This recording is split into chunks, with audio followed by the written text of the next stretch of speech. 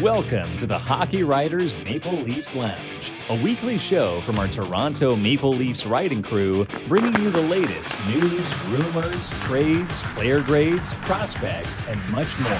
From training camp to the playoffs, from draft day to the trade deadline, our team covers everything that happens with the blue and white. Come on in and pull up a chair. Welcome to the Maple Leafs Lounge.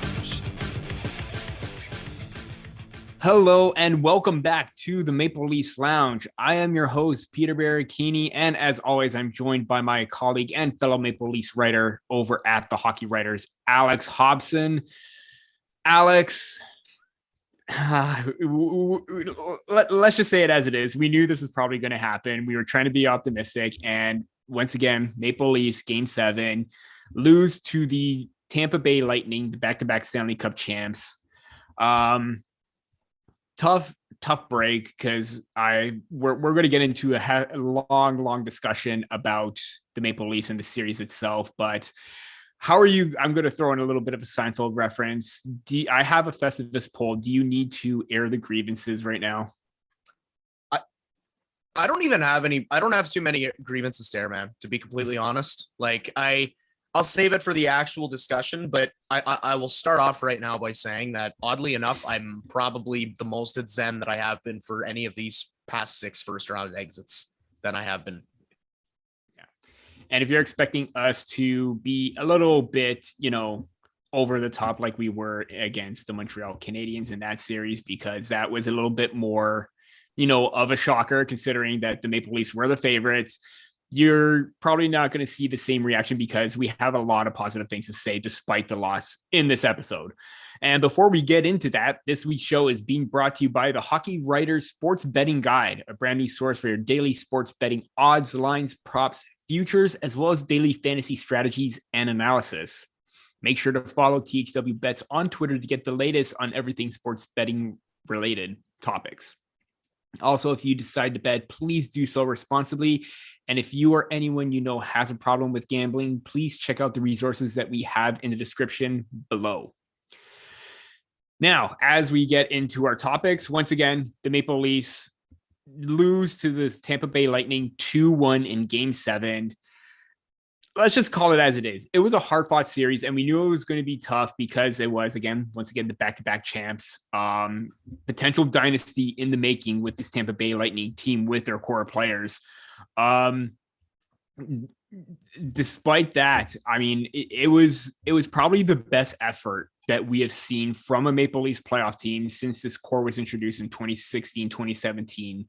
I'm not going to count the 2016 series because against the Washington Capitals, because that was their first ever with the new group.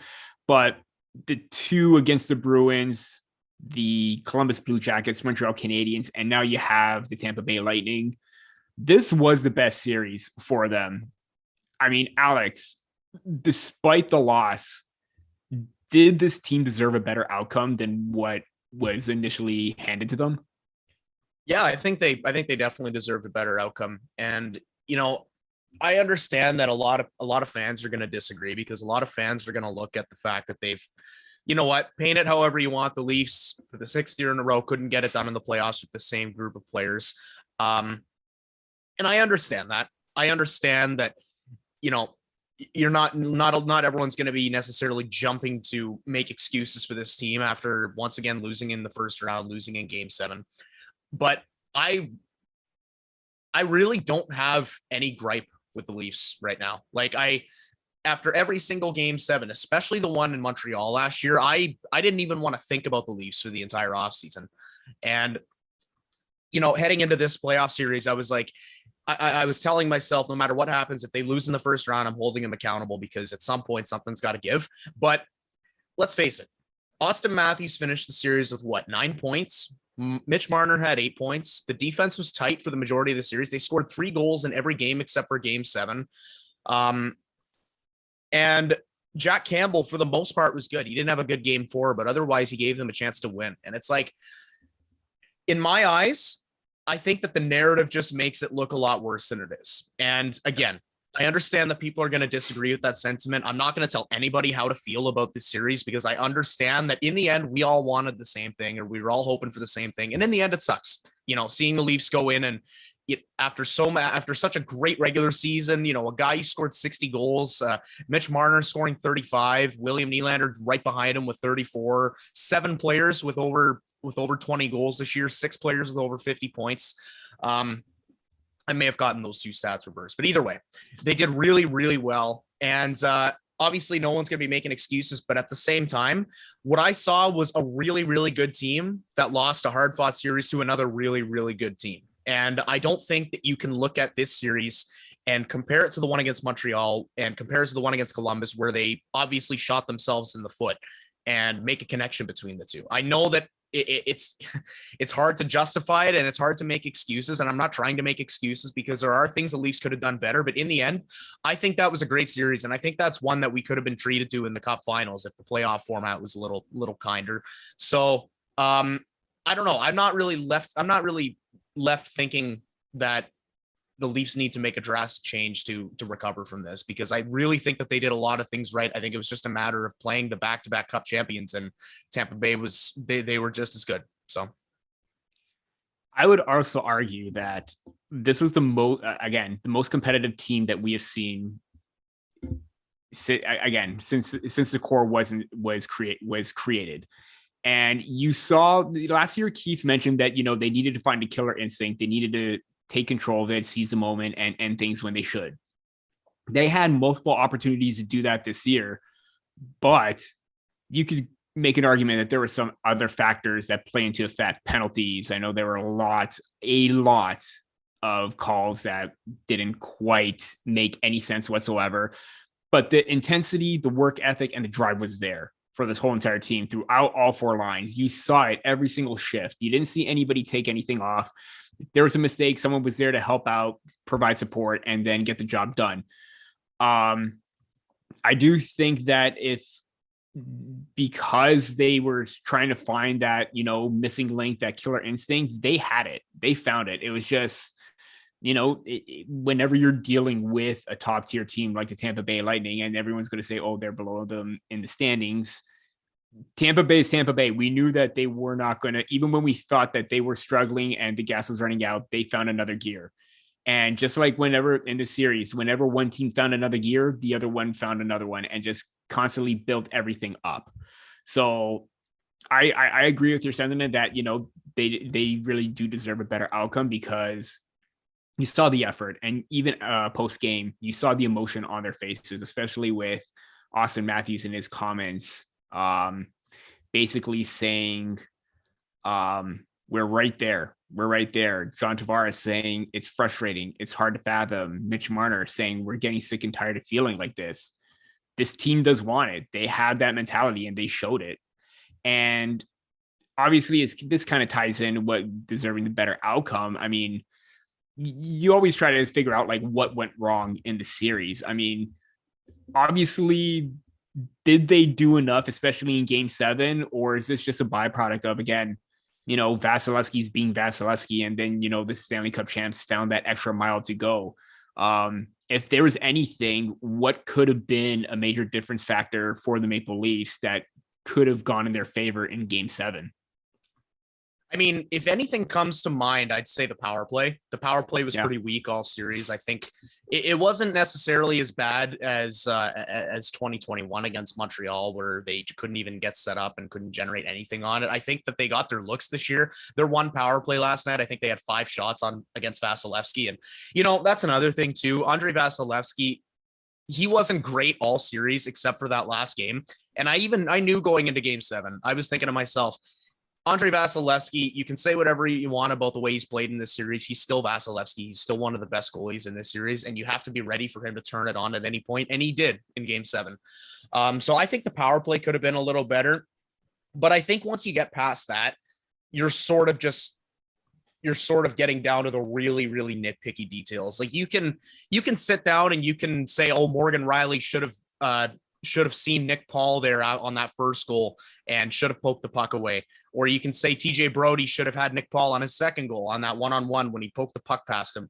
All I'm going to say is that, and as much as I'm guilty of doing this as well, it is a lot easier to judge split-second plays like that when you're watching on your couch at home and you see the slow motion replay than you are if you're actually playing in the game.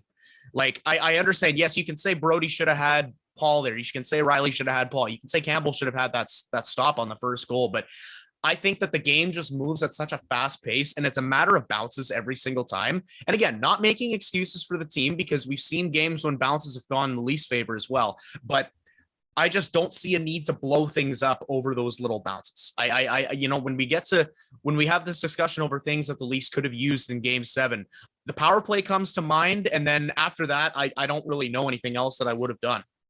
Matthews was getting his chances. Marner had his chances. Like, they didn't look shocked, and they didn't look frail, and they didn't look they didn't look scared like they did in Game 7 last year. They looked like they were right there, and they were right there the entire time. Matthews said they were right there, and I truly do believe that they brought just about as close to as a complete effort as you can get. And Tampa Bay was just they were the better team.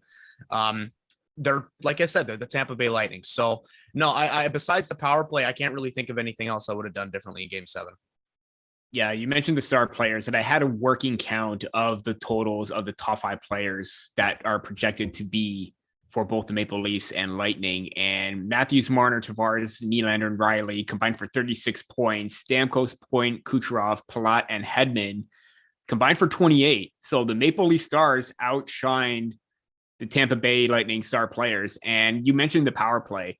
Too many opportunities gone. They had 4 power play goals in the first 4 games, but you look at the opportunities missed. They were 1 for 5 in Game 2, 1 for 6 in Game 3, 1 for 6 in Game 4. And then 0 for 3, 0 for 1, and 0 for 4 the following games after. It looked like the power play that we saw in the playoffs and to the tail end of last season kicked back again, where they were just too predictable. Puck movement wasn't great, slow on the back end. I do think that Morgan Riley needs to have more of a shooter's mentality. But I would also add in that the depth was a main factor going forward. It was the Maple Leafs depth players shined in the first 3 games. After that, they kind of fell off, and that's when Tampa Bay's role players and bottom 6 kind of took control of the series. We saw the way that Nick Paul scored, basically the game-winning goal or both goals, including the game winner in Game 7. We saw how they were able to, come back in previous efforts.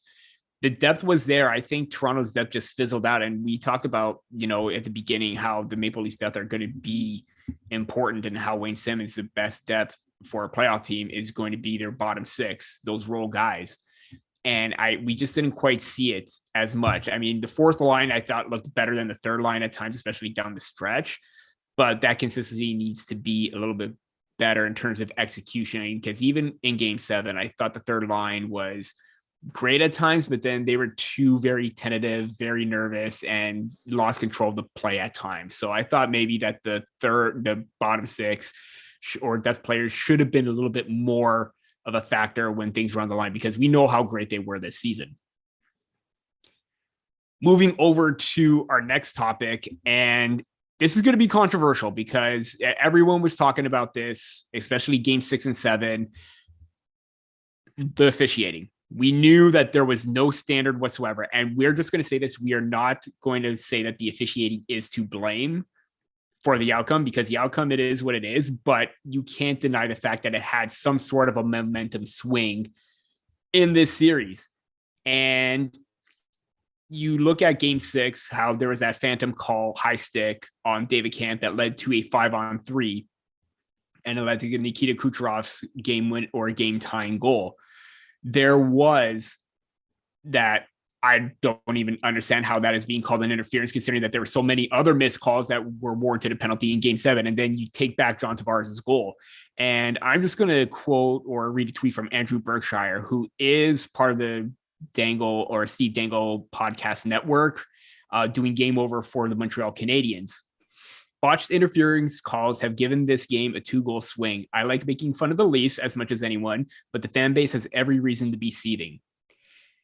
That call, officiating has been below standard all season and in the playoffs, but to make that kind of play or make that kind of call in a situation where the Maple Leafs have been gaining momentum and then you just take it away, what do you say to that? Like, how disappointing is it if you're not necessarily just a fan, but if you're the Maple Leafs, where you were doing everything to get back, and then Justin Hall, as you know, everyone's going to try and put the blame on him, but it looked like Cirelli initiated contact more than Justin Hall at that point. Yeah. Every time I've talked about officiating on this show or on the podcast we do, or on anything in articles, wherever, anytime I've talked about officiating, I've maintained the same take the entire time. Just consistency. It's all you want.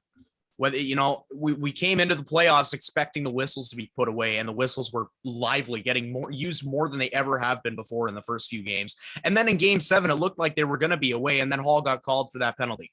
And it's like, again, yes, you don't want to blame the officiating. I'm not saying that officiating is the reason the Leafs lost, but I do 100% agree with you when you say that the officiating changed the swing of the game. I mean, Anthony Cirelli, I'm sorry, but that was probably the softest interference call on Justin Hall that I've ever seen. You know, yeah, you were right. Cirelli did seem to initiate contact there. He was also, even if Hall wasn't in the way there, he was never going to catch up to Tavares. Tavares had him beat. He was playing the body. He was shielding the puck. It wasn't a factor. And Justin Hall was the one that got the worst of that contact. He was the one that fell over. When they bumped into each other, Hall was the one that fell over. And it's just, it's things like this where I'm looking at a tweet right now from Tic Tac Tomar on Twitter. Yeah. And it's a video from Ryan McDonagh's goal in game 5. And this obviously doesn't matter in the end because the Leafs ended up winning that game anyways. But right before Ryan McDonagh scored, Ross Colton bumps Morgan Riley in front of the net when he's nowhere near the puck. He bumps him over and takes him out of the play. Ends up taking him out of the play. Colton goes to receive the puck. He sends it to McDonough, and McDonough scores. And it's like, that is exactly the play. I'd even say worse than what Justin Hall had his penalty called for and what John Tavares had his goal taken away for. And we didn't see that there. So again, consistency. If you're not going to call that, then don't call Justin Hall for bumping or for having Cirelli bump into him. Yeah. It's the officiating has made games, I won't say unwatchable, but they've made games very, very much harder to watch than they have been in the past. And that's not just for the Leafs, that's for every team. Yeah. And it's, you know, it's a shame that we're still sitting here talking about it, but I guess that's the way it is. So yeah, and I even throw in, you know, Alex Killorn grabbing Austin Matthews' jersey, which was impeding him from being a part of the play in game 6, and he's holding on to his jersey right in front of the referee and still nothing. And you let that go, but you call that. And like you said, consistency is a big sticking point. Not to mention, we saw Michael Bunting take a hit from behind into the boards on the numbers that didn't get called. We saw William Nylander get tripped, didn't get called. We saw Jake Muzzin get tripped, didn't get called. And you know what? I'm not going to sit here and pretend like the Leafs were the only ones that are getting shafted in that game. Tampa Bay, there were a couple of times for Tampa Bay when the Leafs did something and got away with it. And there were a couple of times when Tampa Bay maybe did something soft, but the Leafs got the power play for it. It's just, it's the consistency and it's the picking and choosing of the officials of when to call things and when to leave them alone. Mm-hmm. It's like, if that's the way it's going to be, then so be it. But in games like game 7 and game 6, and, you know, at certain points in the game like that, when it has the opportunity to just change the momentum of the game, it's just, it's hard to watch. That's all I'm going to say. You don't want to play the what if game, but what if Tavares scored that? What if Morgan Riley scored after that and the Nick Paul goal possibly didn't happen? It was either going to be 2-1 or 2-2 at that point, and then it's still a really competitive game afterwards, possibly going into overtime. Who knows what would have happened there? But yeah, definitely a big momentum killer. And you saw John Tavares' reaction when he scored that goal. That was huge. And then they had that taken away. You just see everyone, including Keith, Dubas, trying to figure out where there was interference. It's baffling. It really is. But you know what? It happened. We really can't do much. We just hope that the officiating does, you know, get their act together at some point, because so let's face it, if this happens in the Stanley Cup final itself, there's going to be even more of an uproar. Mm-hmm. To recap the show, once again, this episode is brought to you by the Hockey Writers Sports Betting Guide, a brand new source for daily sports betting odds, lines, props, futures, and daily fantasy strategies and analysis. Be sure to follow THW Bets on Twitter to get everything up to get the latest on everything sports betting related. And if you do decide to bet, please do so responsibly. And if you or anyone you know has a problem with gambling, do check out the information and resources that we have in the description below. As we move into now it's basically just off-season talk for the Maple Leafs. And we've talked about early on how you wouldn't make any drastic decisions or drastic changes. I mean, based on the way that they played the core players, you would think that everyone is safe. But if you did have to make a change, whether it be drastic or maybe minor, or maybe something that addresses even more of a positional need, like let's say a top 4 defender, what are you doing and how do you go about that? Well, I'll say right now that if the Leafs make any drastic changes, and I'm not just talking about trades, I'm talking about firings and management as well. Yes. I think they're making a big mistake. Mm-hmm. You know what? If you're going to make a massive organizational change, last year would have been the year to do it because, and I'm glad they didn't in hindsight because they showed improvement. But if they were going to do it at any point, it would have to come after a season like last year when the team just did not have it and just willingly pissed away 3 games. And like last year in that case would have been the time to make a big shakeup like that. But I think as of right now, I don't understand, like I said off the top, I don't understand how you can look at that series against Tampa Bay and say this team needs X big change to really get them over the top. They had scoring from their core players. They had tight defense for most of the series. They had stable goaltending. They were throwing the body. Austin Matthews led the Leafs in hits in almost every game, I think. He was throwing the body. He's turning into a complete player before our very eyes. I don't understand what trade this team could make to make them better. You can say top 4 defensemen all you want, but I don't understand how Morgan Riley, Jake Muzzin, TJ Brody, and Mark Giordano, I know he was playing on the bottom pair with Justin Hall, but when those guys are your top 4 defensemen and then you throw in Sandin and Liljegren after, I have no idea how you can say that team needs another top 4 defenseman. Like, I don't know who they're replacing. And you know what? I'm going to take flack for this because I know that there are a lot of Leaf fans who are over Kyle Dubas and over Sheldon Keefe, not so much Keefe, mostly Dubas.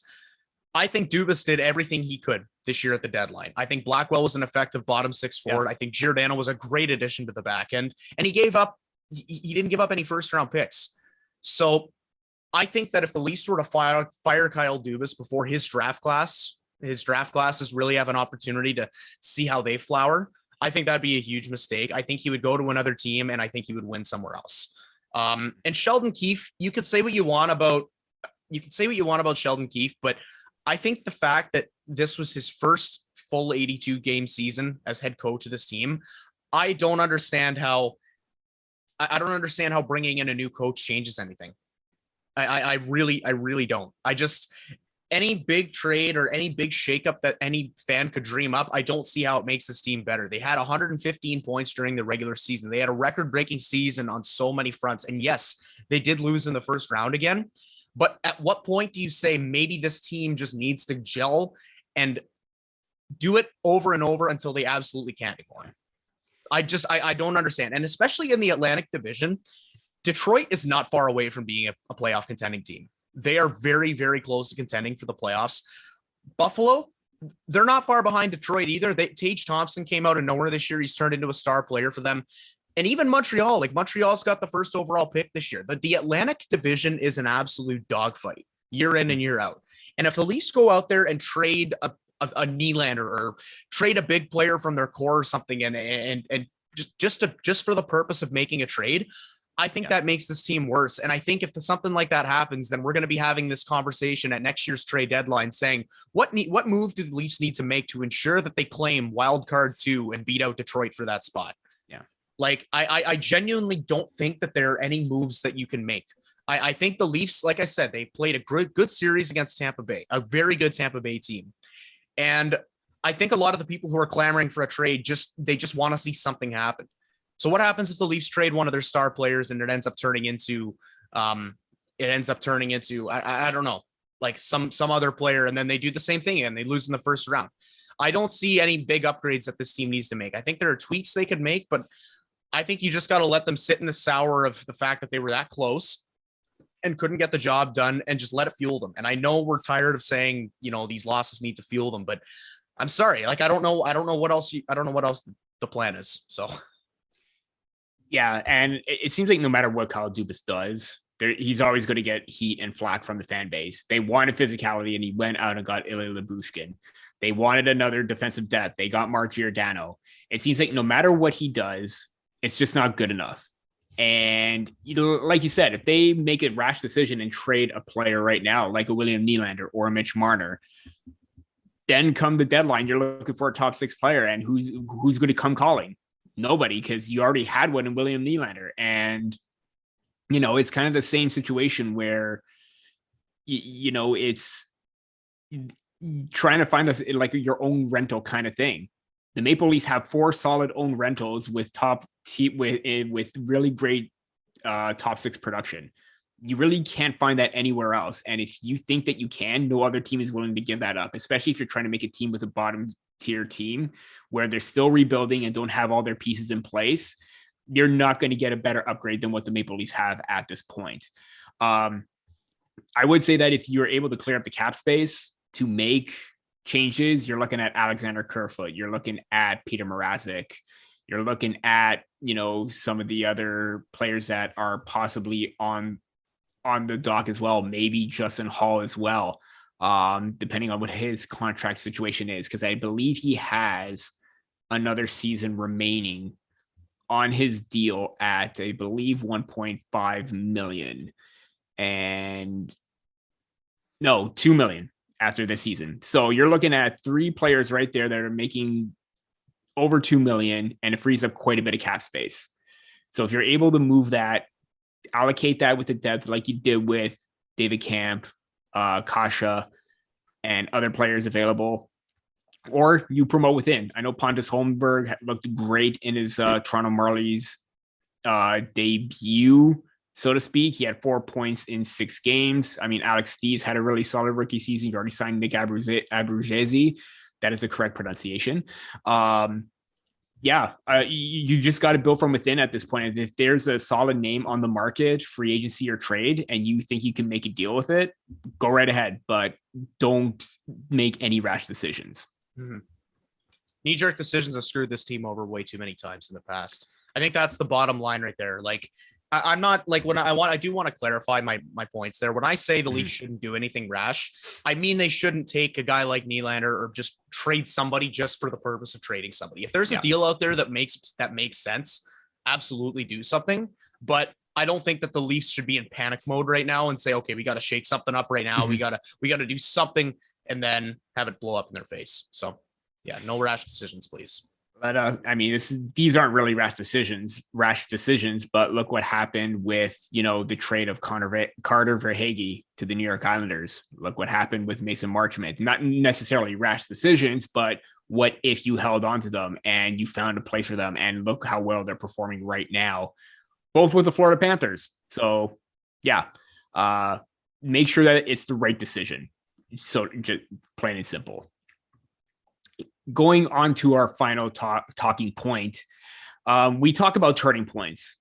We thought that, you know, seeing again Matthews and Marner, you know, head down, just absolutely gutted from the Game 7 loss against the Montreal Canadiens. We thought that was a turning point, and in hindsight, it kind of did, because it did show them that they can play with the killer instinct, drive, determination, and will in the playoffs, because they were by far some of the best. One of many players on the Maple Leafs that played extremely well, including Jack Campbell, Morgan Riley, etc. How do you turn this into a turning point for the Maple Leafs, or like what needs to happen for them to try and take that next step? I know it's really, we talked about like what more could they do, but like, is this a turning point where maybe we see a better version of the squad come 2022-23? It's, truth be told, it's hard for me to throw around the word turning point, because I think we've had a conversation like this every year. Too many times the past 3 years. Yep. So I am not gonna say that this game was a turning point. I mean, if the Leafs win around next year, then maybe we can look back and say, yes, it was a turning point. But as it stands right now, I think, I said this yesterday, I think that the Leafs, like, and this is the first time in all the times that they have been eliminated in the first round during the Matthews era, except for the first season, because that was, I think, they're all rookies. But from the Boston series on to Columbus to Montreal to now, I don't think you can sit here and say that those runs were the exact same as this year. And for all those runs, I was angry at the Leafs and I demanded more. Like I said off the top of the show, this time I truly do believe that it was just a hard fought series, and they can come back. They can come back stronger. I do believe they can. And I don't think I'm not really willing to call this series a turning point, because if they get eliminated in the first round next year, then we're going to be sitting here having the same conversation again. Is it a turning point? Yes, exactly. But so no, I don't think I'm ready to call it a turning point yet, at least. But we'll see how their lineup shapes up for next year. We'll see. We'll see. I guess that's just where I'm going to leave it. I do agree. I think it all depends on what happens in the offseason, who comes in, who's added in, who's subtracted out. I think that is going to be where you take it from there. And then obviously if they have a great start to the season, take it month by month. I think that's the thing to take from with this team right now. They show that they can be at their best, even when they had so many doubters saying that they're no shows and they'll play in key moments.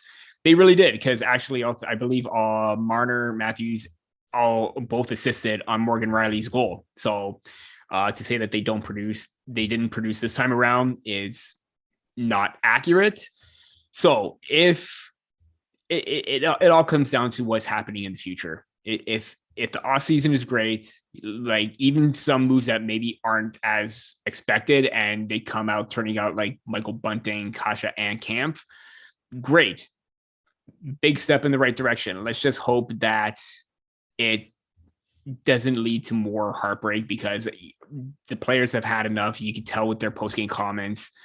The fan base majority of the fan base is supportive. You're going to have those ones that are just really antagonizing and just wants to complain about everything for the sake of complaining. But, there's always a plus side to everything. And let's hope that the Maple Leafs do turn things around, and maybe at some point this has to end. It really does. It can't go on. It happened with the Washington Capitals. It happened with the same Tampa Bay Lightning, where they had their own stretch of poor seasons, and lo and behold, look at them now. So let's just hope. I think that's the best thing that we could do. Hope and cope. There we go. And that is the end of this week's episode of the not so much venting post-playoff episode of Maple Leafs Lounge. Once again, this episode is brought to you by the Hockey Writer Sports Betting Guide, the brand new source for daily sports betting odds, lines, props, futures, and daily fantasy strategies and analysis. Be sure to follow THW Bets to get the latest on everything sports betting related. And if you decide to bet, please do so responsibly. And if you or anyone you know has a problem with gambling, please check out the information and resources that we have in the description below. Once again, that is it for this episode of the Maple Leafs Lounge. For Alex Hobson, I'm Peter Baracchini, and we'll see you next time.